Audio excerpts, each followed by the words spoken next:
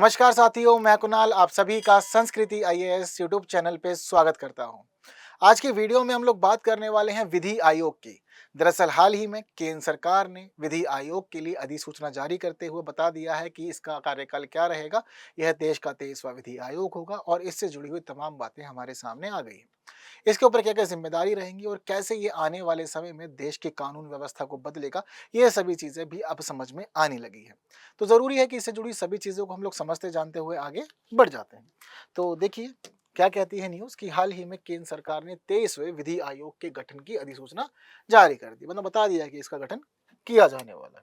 क्या क्या बताया गया? सरकार ने बताया कि जो 23वां विधि आयोग होगा उसका कार्यकाल 3 वर्षों का होगा और 3 वर्षों का यह पीरियड 1 सितंबर 2024 से 31 अगस्त 2027 तक रहने वाला है। इस दौरान ये पूरी तरह से कार्य करेगा। इसके सदस्यों की बात करें तो अभी पूरी तरह से चीजें घोषित नहीं की गई हैं कि कौन इसके अध्यक्ष होगा, लेकिन हाँ, ये कौन कौन होता है इस विधि आयोग के अंदर ये सभी चीजें हम जानते हैं। इसमें एक पूर्णकालिक अध्यक्ष होते हैं। इसके अलावा 4 पूर्णकालिक सदस्य होते हैं जिनमें एक सचिव भी होता है। इसके अलावा पदेन सदस्य के रूप में कानूनी मामलों के विभाग के सचिव, इसके अलावा पदेन सदस्य के रूप में विधायी विभाग के सचिव और 5 सदस्य होते हैं और ये 5 सदस्य अंशकालिक सदस्य होते हैं। यहाँ पर लाइन लिखी गई है कि 5 से अधिक अंशकालिक सदस्य नहीं होंगे, यानी कि 5 तक अंशकालिक सदस्य आप शामिल कर सकते हैं। तो इस प्रकार से बनता है विधि आयोग। ये संरचना हर बार सेम ही रहती है, थोड़ा बहुत ऊपर नीचे इसमें देखने को मिलता है। मामला क्लियर है, लेकिन कुछ पद ऐसे हैं जो पदेन हैं, वह लोग हर बार विधि आयोग के अंदर देखने को मिलते ही मिलते हैं। अब ये बात हो गई इसके अंदर कौन कौन रहेगा सदस्य, लेकिन इसके साथ ही जिम्मेदारियां क्या क्या है वह समझ लेते हैं। विधि आयोग समझ में आ रहा है कि कानूनों की बात करेगा। अब जब कानूनों की बात करने वाला है तो इस दौरान हमें पता चलेगा कि इसके ऊपर जिम्मेदारी है कि देश के ऐसे कानूनों की पहचान करे जो अब पुराने हो चुके हैं, जिनकी अब जरूरत नहीं है व्यवस्था में, जो आज के समय में किसी प्रकार से प्रासंगिक रही हैं, जो रहे ना रहे जिनके मामले में कोई फर्क नहीं पड़ता। ऐसे कानूनों की पहचान करना और सरकार को सुझाव देना कि इनकी आवश्यकता नहीं है, इन्हें अब समाप्त कर दिया जाए। वहीं ऐसे कानून जो पुराने हो चुके हैं पर उन्हें संशोधन की आवश्यकता है, थोड़े बहुत संशोधन करके चीजें थोड़ी सी ठीक हो सकती है, तो ऐसी स्थिति में ऐसे कानूनों की पहचान करना जिनको थोड़ा बहुत संशोधित किया जा सकता है वर्तमान परिस्थितियों के अकॉर्डिंग, तो उनकी पहचान करना और पहचान करने के साथ साथ ही उनमें क्या क्या बदलाव किया जा सकता है, कैसे कैसे चीजों को सुधारा जा सकता है, ये सभी सिफारिशें प्रस्तुत करना। इसके अलावा नागरिकों की शिकायतों के त्वरित निवारण के लिए उपाय बताना कि कैसे कैसे चीजों को जल्द से जल्द ठीक किया जा सकता है, कम से कम समय में ठीक किया जा सकता है, यह भी विधि आयोग की ही जिम्मेदारी होती है। गरीबों को प्रभावित करने वाले कानूनों की जांच करना, ऐसे कानून जो गरीबों के लाभ के लिए हैं पर उन्हें लाभ नहीं दे पा रहे हैं, तो देखना कि कैसे उनसे गरीबों को लाभ हो सकता है। अगर गरीबों पर नकारात्मक प्रभाव पड़ रहा है तो उनकी पहचान करना और कानूनों में संशोधन की सिफारिश करना, यह कार्य भी विधि आयोग का होता है। इसके अलावा गरीबों को लाभ पहुंचाने के लिए कानून और कानूनी प्रक्रियाओं का उपयोग करना, यह कार्य भी इसी के ऊपर है। पहचान करनी है, चीजें सिफारिश करनी है, आगे प्रस्ताव रखने हैं। न्यायालय की प्रक्रियाओं को कैसे सरल बनाया जा सकता है आज के समय में, यह सुझाव देना। राज्य नीति के निर्देशक सिद्धांतों के आलोक में कानूनों की समीक्षा करना कि राज्य किस प्रकार से नीतियों को लागू करे, कैसे चीजों को संभाले, कैसे आने वाले समय में कल्याणकारी व्यवस्था स्थापित हो, यह भी आप बताएंगे। इसके अलावा इन सिद्धांतों को लागू करना और संवैधानिक उद्देश्यों को प्राप्त करने के लिए सुधार और नए कानूनों का सुझाव देना, यह जिम्मेदारी भी इन्हीं के पास है। देश में लैंगिक समानता कैसे स्थापित हो सकती है, कानूनों में कैसे परिवर्तन किया जाना है, कानूनों की समीक्षा करना, चीजों को समझना और अपने विचार देना, यह जिम्मेदारी भी इसी की है। इसके अलावा महत्वपूर्ण केंद्रीय अधिनियमों को सरल कैसे बनाया जा सकता है और उसकी विसंगतियों को कैसे दूर किया जा सकता है संशोधन के माध्यम से, ये सारे सुझाव भी प्रस्तुत करना इसी विधि आयोग की जिम्मेदारी होती है। साथ साथ सरकार द्वारा विशेष रूप से संदर्भित कानून और न्यायिक प्रशासन विषयों पर विचार देना, यह जिम्मेदारी भी इन्हीं के पास है। तो देश की व्यवस्था के अंदर कानून से जुड़े हुए सभी मामलों की समीक्षा करना, एक प्रकार से समीक्षा करने के बाद अपने विचार देना, संशोधन सुझाना, सिफारिशें करना, क्या क्या चीजें की जा सकती है वह सब देखना, सरकार को बताना, ये सब काम इनका है। लेकिन सरकार को बताना, यहीं तक काम इनका है। क्या उसमें से लागू होगा, सरकार किन विषयों पर निर्णय लेगी, किन पे निर्णय नहीं लेगी, सरकार किन चीजों को स्वीकारती है, किन चीजों को नहीं स्वीकारती है, ये सब इसका मामला नहीं।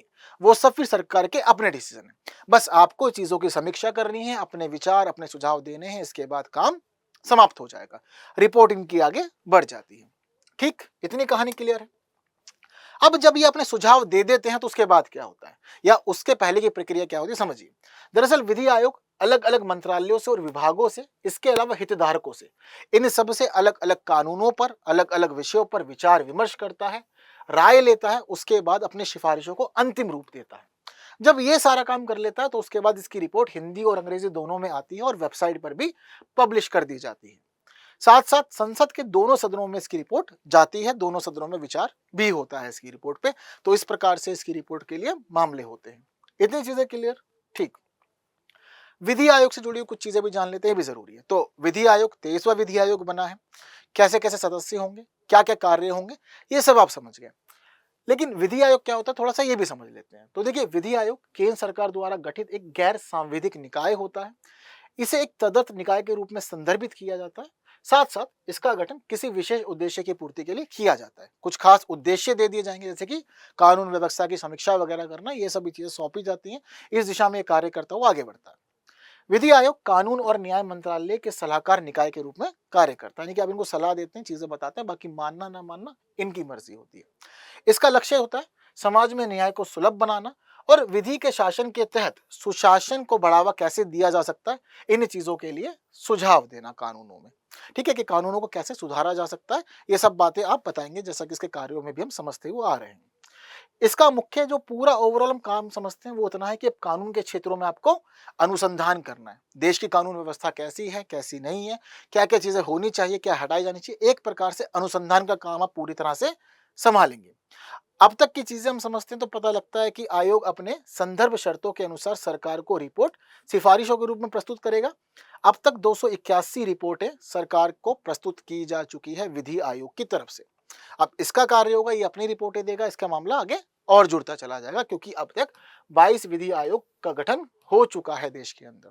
23वां विधि आयोग जैसे कि हम लोग के सामने हमें पता चल रहा है। चीजें इतनी क्लियर है? ठीक है।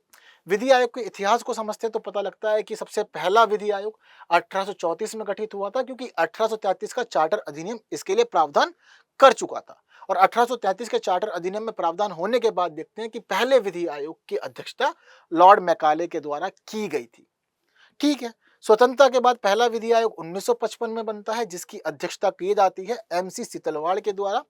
ये व्यवस्था थोड़ी सी इतिहास में रही है। ठीक है। तो नया विधि आयोग कैसा है, सदस्य कैसे होंगे, क्या कार्य मिलेंगे, विधि आयोग का इतिहास और इससे जुड़ी हुई खास खास चीजें आप लोगों ने समझ ली है। जब इतना कुछ समझ ही लिया है तो मुझे लगता है कि इस प्रश्न का उत्तर भी आप लोग दे सकते हैं कि स्वतंत्र भारत का पहला विधि आयोग कब गठित किया गया था, 1950 में, 53 में, 55 में या 65 में।